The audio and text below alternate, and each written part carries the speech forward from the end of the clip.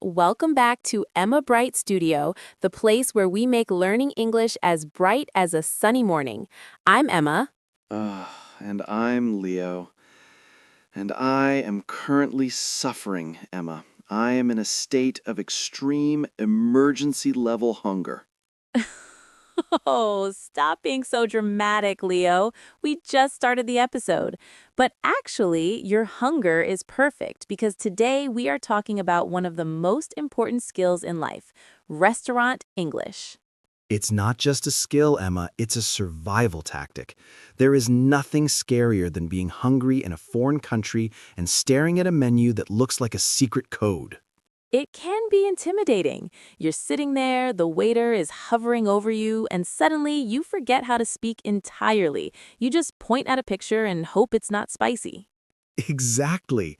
I once tried to order sparkling water in a rush and accidentally asked for dancing water. The waiter looked at me like I had lost my mind. Dancing water? Well, it does have bubbles, so you weren't entirely wrong. But today, to help our listeners avoid dancing water or pieces of wood, we have a story from a friend of the studio, Toby. Oh, Toby. Is this the same Toby who once tried to use a coupon for a shoe store at a bakery?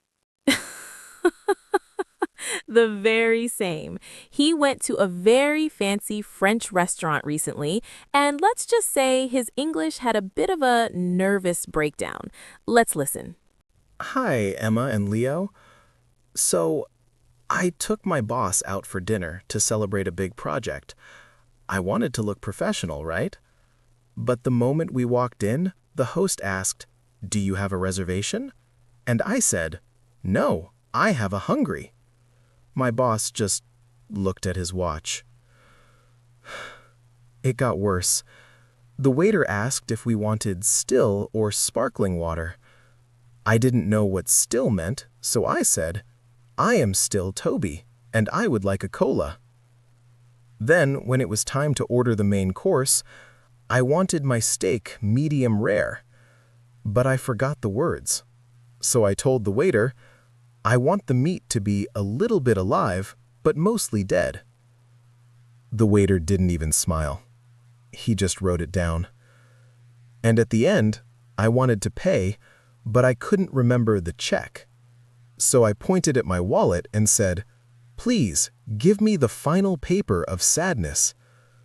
It was a nightmare. The final paper of sadness. Ugh, Toby, that is a classic. A little bit alive, but mostly dead. Honestly, Toby is a poet. A very confused, very hungry poet. He really is. But Leo, we can't let our listeners suffer like Toby. Let's break down what he should have said. Good idea. Let's start with the arrival. If the host asks about a reservation and you don't have one, don't say, "I have a hungry." Just say, "A table for two, please." Or if it's a very busy place, you can ask, "How long is the wait for a table?" It sounds much more natural. And what about the still or sparkling trap? That's where Toby lost his identity. Right. Still just means normal, non-fizzy water. If you don't want to pay for a fancy bottle, just say, "Just tap water is fine, thank you." It's free and perfectly normal to ask for. Unless you're in a movie where everyone drinks champagne. Now, let's talk about the big one, ordering. Toby's mostly dead steak was a disaster. Yes. Listeners, remember the steak scale. Rare, medium, medium well, and well done. Just those 5 words will save your life. And don't forget the magic phrase for ordering. Don't say, "I want," it's too direct. Instead, use, "I'll have the," or "Could I get the?" Exactly. It's polite and makes you sound like a pro. And what if you want to change something, like you hate onions? Oh, onions are the enemy. You say, "Can I get this without onions, please?" Or, "Is it possible to swap the fries for a salad?" You? Swapping fries for a salad? I'll believe that when I see it, Leo.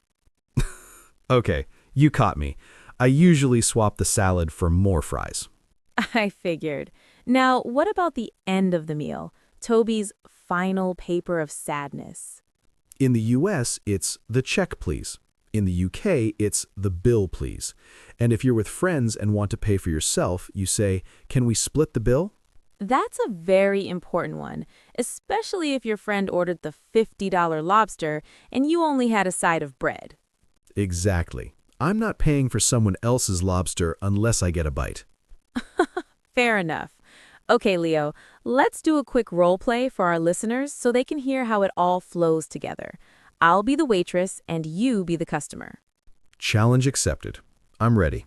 Good evening. Welcome to Emma Bright Studio Bistro. Do you have a reservation? Hi. No, we don't. Is there a table available for two? Yes, right this way. Here are your menus. Can I start you off with something to drink? I'll just have a sparkling water with a slice of lime, please. Great. And are you ready to order your mains, or do you need a few more minutes?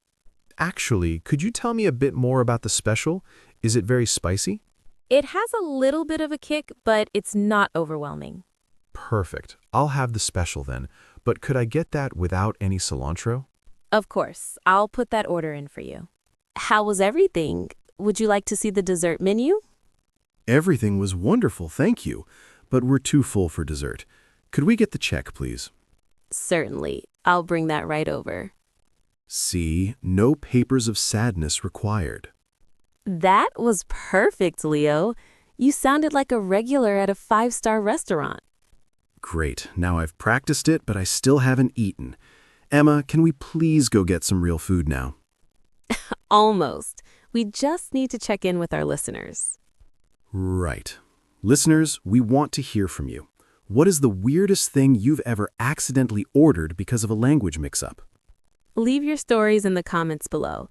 We love reading them, and it helps everyone realize that making mistakes is just part of the journey. And don't forget to subscribe to Emma Bright Studio and hit that like button. It really helps us keep making these episodes. Stay bright, keep practicing, and we will see you in the next episode. Bye, everyone. I'm off to find some mostly dead steak. Bye.